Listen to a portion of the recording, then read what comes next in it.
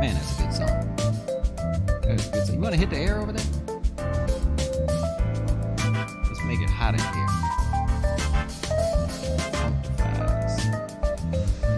I like it. There we go. Hey everybody, welcome to The Closing Beat. How you doing today? That's a cool song, huh? I like that. Hey, we got a new song actually coming up tonight for our Wine and Wealth class. If you don't know, I don't know where you've been, but we're financial advisors here at Jazz Wealth, and every Thursday I do a class privately for clients. Tonight we're going to have a frank discussion about your dough, and we're going to talk about some strategies and stuff that you could be actually working on right now, given the market, the economy, and the underlying events that are taking place here. Last week we did the odds of profitability based on all kinds of different time periods. Super cool class, so if you're one of our clients, go check that one out there. And yeah, thanks for joining us here today. We talk about the stock markets here, and so we're going to focus on that. I like to be stats driven, don't like to be opinionated. Everybody's got an opinion out there. You can go anywhere for that. I like to drive some stats to you. And I want to start with, look at the story that was told today. Did you see it? Did you see the story that the stock market told you all in one day? Really, really fascinating here, and I'm going to jump to it. If you look at the S&P 500, we've had two insignificant down days. And for all of you clients out there, or if you're a research member, go to our research site. It's $13 a month, blah, blah, blah. You can join it if you want. Otherwise, it's free for clients. But you look at the candlesticks here over the last 2 days, and I'm not big on like individual candlesticks, but what a story you saw here today. You have two down days. Then what happened today? If I zoom in just a little bit, what happened today?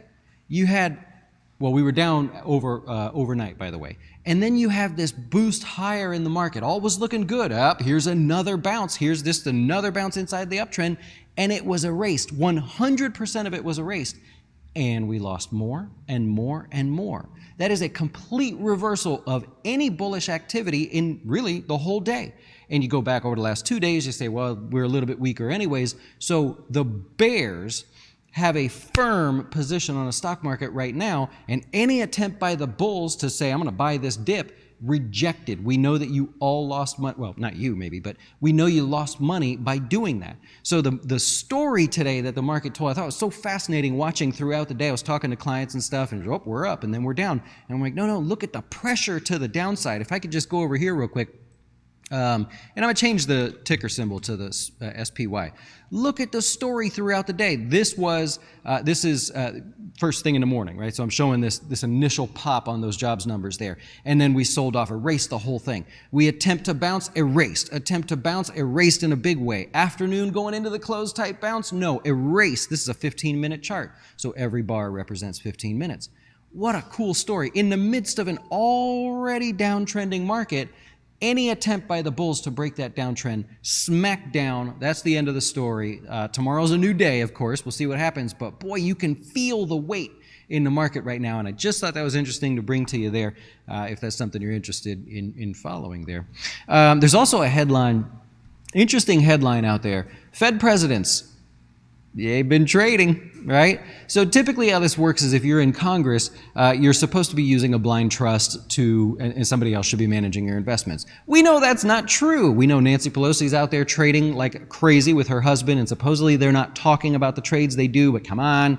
But it's not just her, and it's not just Republicans or Democrats. It's all of them, right? There's 535 of them in Congress, and they're trading up a storm with all the decisions that they're making. Is that fair? Guess I'd ask you if you think that's fair. A while ago, there was a 60 Minutes episode where everybody got all fired up, like, you're crazy. They made millions of dollars off of trades from decisions they were about to make that they knew would affect an industry, a sector, or a stock. Come on. Is that allowed? Well, anyways, the Fed, we have two Fed presidents now that, yeah, they've been trading in some REITs, and maybe they shouldn't be. Is that a conflict of interest based on policy that they're going to make? I don't know. There's no real rule on that. They're allowed to do it. It's sort of gentleman's handshake that you're going to use it do it in a blind trust. Is not being done that way. Oh, man, that's a little frustrating, don't you think? Anyways, let's look at the stock market here today. You can have your opinion on that. I'm just trying to get you fired up before we start talking here. NASDAQ, first place year to date, right? If you're comparing performance. We're not short-term traders here. I like to mention those types of things. I like to talk about those. We're long-term investors, of course. We manage our own portfolios and everything, and it's a long-term focus. So we're talking day to day just to keep things interesting. You got the NASDAQ still in first place year to date. I want to point out a few things here. You got Square. Look at Square down 1.25% on the day. This is not much of a headline today, but it's important. You got Amazon down 1.1%. What do you have here? PayPal. Well, actually finished positive. I'll give PayPal one. What happens? Everybody's rushing, those three in particular, to offer buy now, pay later. If everybody has cash and everybody's doing well, why do we need to buy now and pay later? Why is that so important? Isn't that interesting? They're all rushing to go to this, not layaway model, but, buy now and make payments over time, Home Shopping Network, $15 a month or whatever. You know how it goes.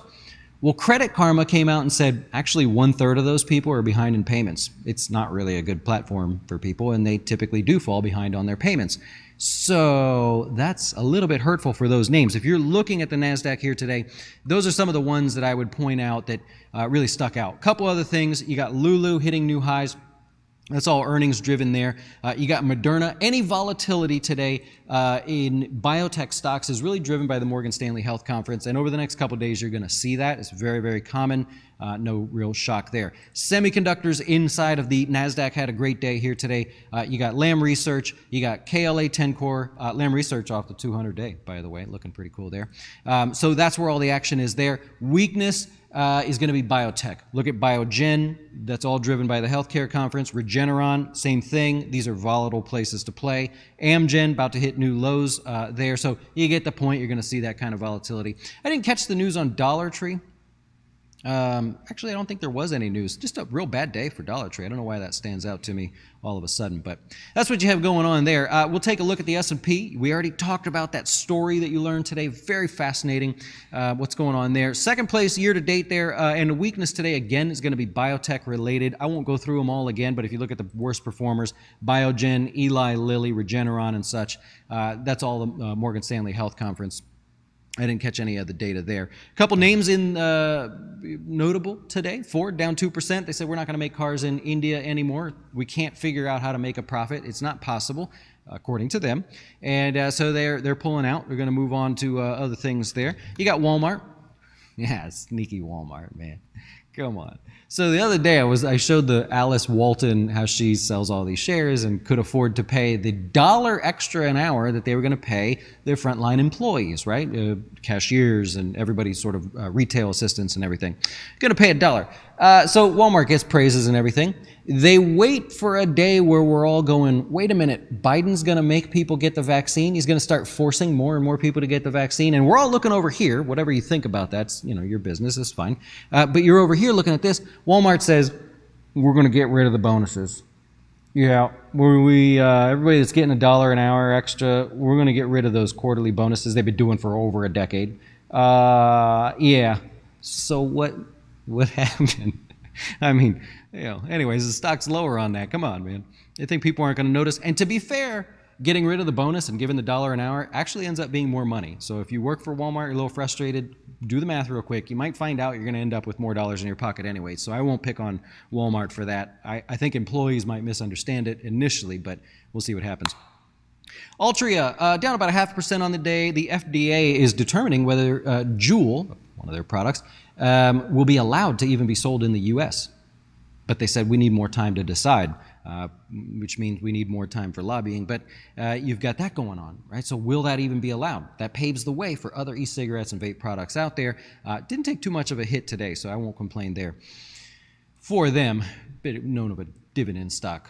A little history, though. Those two companies, Philip Morris and Altria, they're the same company. They spun off just to get one over on everybody. You've got Dow down 0.5%. On the day, and just basically broad weakness. I don't have a lot to say with the Dow. I do have an update from Cody on Guess the Dow, right? Yep, we got a new leaderboard today. Your top 5 are Michael, who's a client, Kevin, who he actually won 2 weeks ago, Matthew, Rhea, and Richard. So those are your top 5. Good for Kevin, by the way, being right there again. He's hot, Man. Kevin, man, he's all of a sudden going to be our new standout. Yeah, well, our standout's not too far away, by the way. He's close. Not as close as I'm sure Jerry would like to be, but he is close. Okay. All right. Well, there you go. If you like to play, you're welcome to play. Guess the or jazzwealth.com/guess the Dow. You are welcome to play the game there, and good luck to you. $100 gift card or $100 credited to your account. If you're a client of ours, happy to do that for you. What else do we have here? Some stats. Let me show this with you. We had the job numbers come out yesterday, job openings. There are about 11 million jobs available out there. And based on some of the calls and emails I've gotten, the people that are against the vaccine for whatever reason are going to be filling some of these voids here because there's a lot of passion out there. You could watch the news and see drama however side you want to see it, but to hear it from voices is a little different. So anyways, you got 11 million jobs there. That is a record by far. I mean, that is hands down one of the highest that we've ever seen. And normally you would see this because there are lots of layoffs, but in fact, we can look at that. And so there are not a lot of layoffs right now. There's people that want people to come work for them. The one weakness I would say we found here is in construction. For whatever reason, construction layoffs in July, a little bit weaker there. So if you're in that industry, give me a heads up. Let me know what's going on there. But that's what you have there. Now, I want to take this into kind of our sector breakdown. I want to talk about the banks here. The banks, not all of a sudden, but the banks, the assets that they hold, should you invest in banks right now? That's one of those things like the XLF or any of the individual banks. Did you know that we're starting to repeat the old 2008 episode again? This is not conspiracy. I'm going to share the data with you here. So banks are holding more treasuries and more mortgage-backed securities than they have in a long time. What's that tell you? What's the lesson there? Here is, we're going to go total assets of banks currently at $8.35 trillion.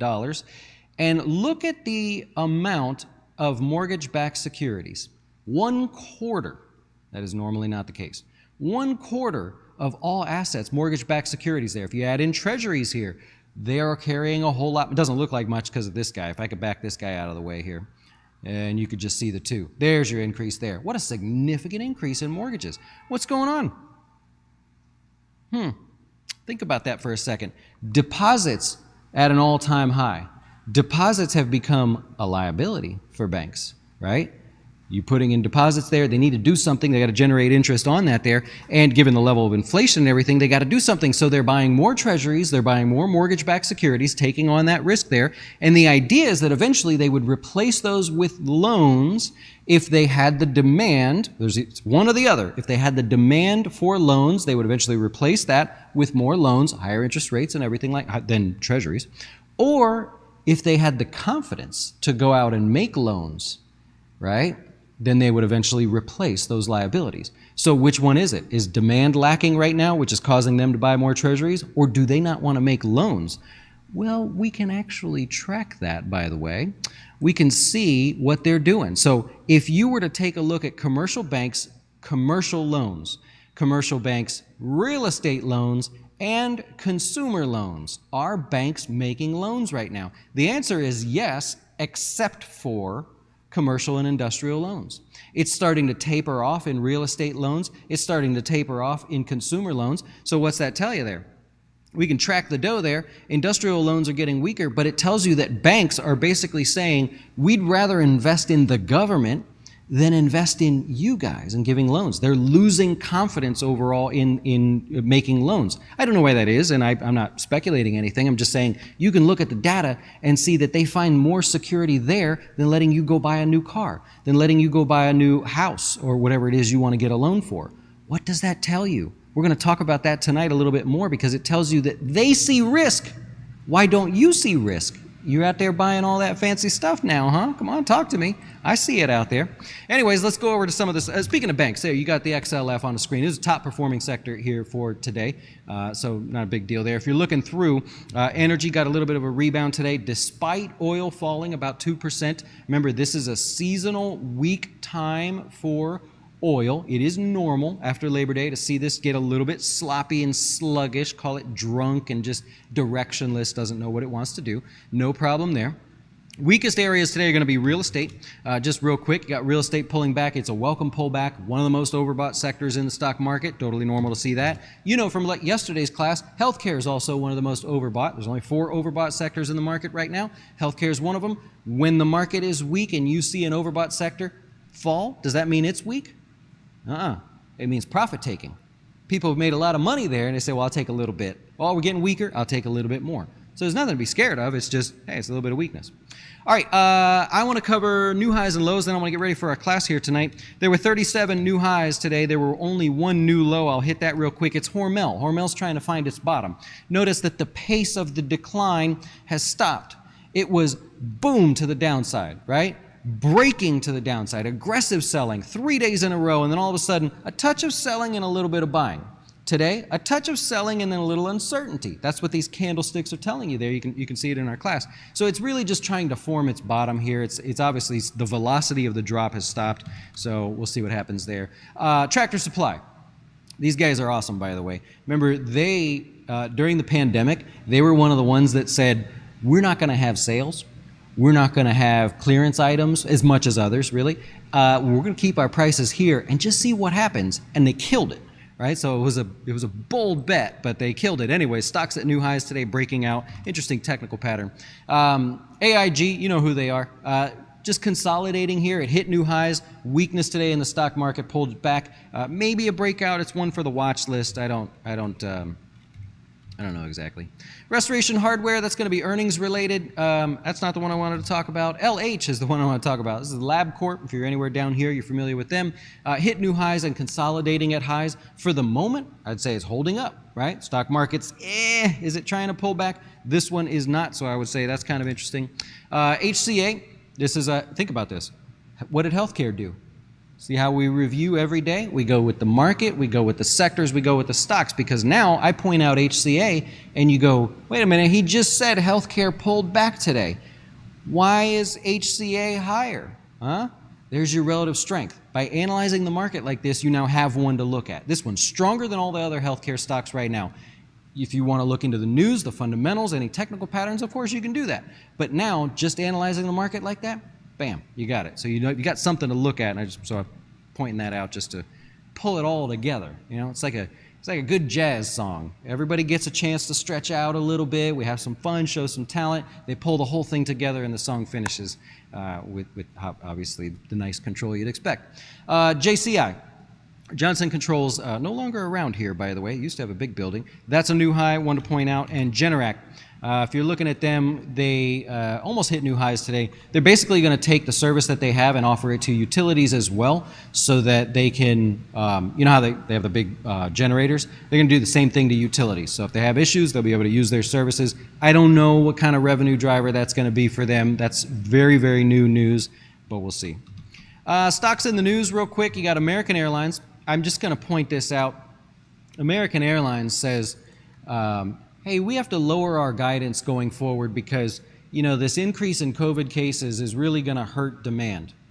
Now, I could accept that, and I would say, all right, I probably understand that. You also have a seasonal weakness in the market. Remember we covered that here on the show. The TSA passenger throughput, all of a sudden bleeding lower all through August. All right. I could buy that. Little weakness there, little people worried about the virus, the Delta variant. All right, why is the stock higher today? Why would it be higher? Wall Street knows the game here. And this is not conspiracy. This is how it works. It will do this again in the future. It does it every time.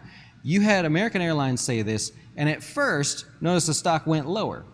But then you have United Healthcare, United Airlines, JetBlue, and Southwest.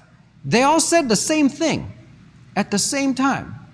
So now we know that something's up, right? We know that they're using this to reset their next quarter earnings there, is one thing. Number two, it kind of tells the general public or anybody making policy on this that if we really did see a decline because of the Delta variant, well, that shows that we all are doing what we think is best for ourselves, our families, and our bodies, right? So there's no need to shut down. There's no need to stop flights, right?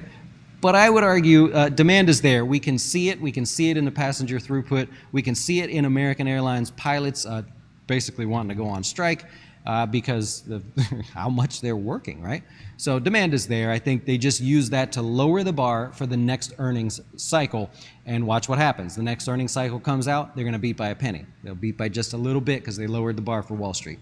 And they got rewarded for it too. Anyways, GameStop lower here on the day. They say, hey, buy the dip, man. GameStop is very interesting. I talked about this the other day. 5 of the last 6 earnings, the stock has actually traded lower. You do not want to be an owner of the stock the day before earnings. So just for fun, did a little math model. If the last 6 quarters, you go back 6 quarters, invest $100 the day before their earnings 6 quarters ago, and then just hold it. You would own it each earnings cycle. If you did that, your $100 is now worth $30. But to be fair, if you'd just bought it in 2020 and held it, your $100 would be worth $10,000. So nobody really cares. I think if you're adamant that GameStop is worth something, anything, you don't really care about today's initial drop. It probably didn't scare you at all. Generac, we already covered with their thing there. Restoration Hardware, almost hitting new highs. That's going to be earnings related. I've no idea how they do so well, but they're killing it. Peloton, also in the news there. Peloton says we're going to have our own, apparel. You put the Peloton shirt on, the Peloton shoes on, the spandex, and Peloton socks, get on the bike and Peloton your way to success or whatever. So that's what they're saying there. What else do we have? Lastly, T-Mobile USA. I just pointed out because technically, look at it. You got a roll over here. So these stocks that get ultra extended that kind of grab your attention there. T-Mobile says they're going to do $1.7 billion in bonds, more debt that they're going to do. They're raising money because they can, not because they have to. And just to drive one further point home for what we were talking about yesterday, if you include the 1.7, that makes it 36.7 billion that has been raised just this week. 45 now different companies have done this just this week. Why? What's going on? Why are we raising so much money there? Right? Now, this is normal. During the summer, you know that the stock market gets quiet. Well, so does the capital raising market, if there were a name for it, right? Companies don't raise as much money over the summer. They wait until after Labor Day, and so that activity's picking up. So it's not that people are fearful or companies are fearful at the moment. It is not abnormal to see $36 billion raised the week through Labor Day. It's not a record. It's not anything like that. So if you start seeing more and more of that, I've been pushing companies are raising money because they can, not because they have to, but this is also the time of year they do it. So it's not me saying, let's lead you down some path that thinks the market's just going to, crater. Anyways, lots of lessons there here today. Maybe. I'll take your questions if we can, and then I'm going to get ready for our class here tonight. Tomorrow's earnings are only Kroger.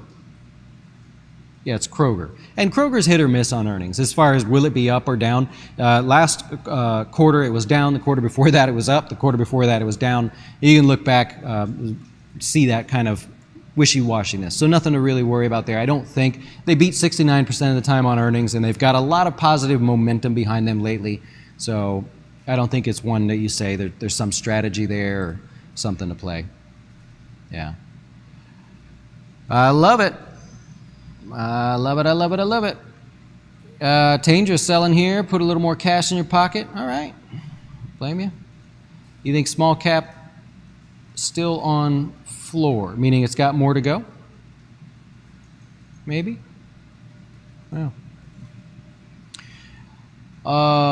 Jacobo got $175 calls, I'm assuming long, on JP Morgan for June. June? Is it like next year, June? You going that far out? I don't. That's interesting. Well, I guess my short answer is I don't know why 175. So unless you're pairing that with some other option position, you maybe are short calls, but it sounds like you're long calls. Well, I'm not sure why you'd be long in June for 175. I know volatility's been lower. You're maybe replicating stock or trying to find a way to participate there. Don't know about that one. I don't like buying out of the money calls no matter how far you're going out. Now, that's on stocks. On indices, different story. Volatility is treated a little bit differently there. You're obviously playing a little different game in terms of the premium that you're paying for a purchase of calls or puts. So a little different on indices, but when we talk individual stocks, keep in your head, if you're going to buy a call or a put for some duration, whatever it is, you're going at the money right now. Right? Don't be a cheapskate. Go all the way up there, because now you got a little bit of a lottery ticket. Will it or won't it go up there? But then it has to go further so that I make a few dollars, right? So, not my favorite idea, but I'm hoping you've paired it with something else, and this is just part of a trade. Yeah. Hey, with companies raising money like they are, doesn't it devalue the stock price, meaning each stock's a smaller part of the company? Yeah, if they sell shares. Yeah, if a company says we're offering more shares that were not previously owned by someone on the board, someone that was an initial investor, then yeah, it's you're being diluted. Every time Tesla did that, NIO's doing that, just to name a few recent ones, you're being diluted. Yeah. Do you care though? Right? If the performance is there, does it matter? I mean, if there were 10 shares and you had one of them and now there's going to be 20, maybe you would care. But minimal impact for the most part. Yeah. Tanger's in on the bet. Yeah, man, let's do it. I'm still in. Yeah. What do you think negatively impacted the most? So J-Dub's question there about if the markets do roll over, what one takes it the worst? And that's it's a guess, right, to try to say which sector gets hit the worst. What you do is you actually watch the market roll over and start looking at the different sectors. So it sort of identifies itself as it's happening. Don't try to guess which one. That gets to be a little bit tough. Now, if I had to guess, I would guess the most overbought sectors, real estate, financials, utilities, and tech, and communication services, right? So I would bet on those maybe taking it just because people are in profit-taking mode and they have sizable profits, so you could foresee them selling more. We have more participation in those sectors, whereas we don't have as much participation in other areas of the market, so maybe people wouldn't be as motivated to sell. But we watch it in real time there. Yeah. Oh yeah, go with the trend until it's broken. Well, then you're using the 50-day. Every technical trader on the planet is using a break of the 50-day. What is a break of the 50-day? It is a close below and then an open that closes below the next low. That is the traditional, hey, I picked up a book and I was reading technical analysis and I've always known it in my head and everybody's looking at this stuff. That is what people will be looking for. It has not happened since November of last year, October of last year. Yep. Uh-huh. There you go. So that's what you'll be looking at there. I love it, man. I will wrap it up there and get ready for our class tonight.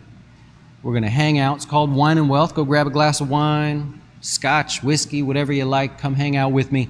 And let's talk about your dough a little bit. I've got some ideas and a couple teasers as well. So I'll see you then. Enjoy the rest of your night tonight. And yeah, adios.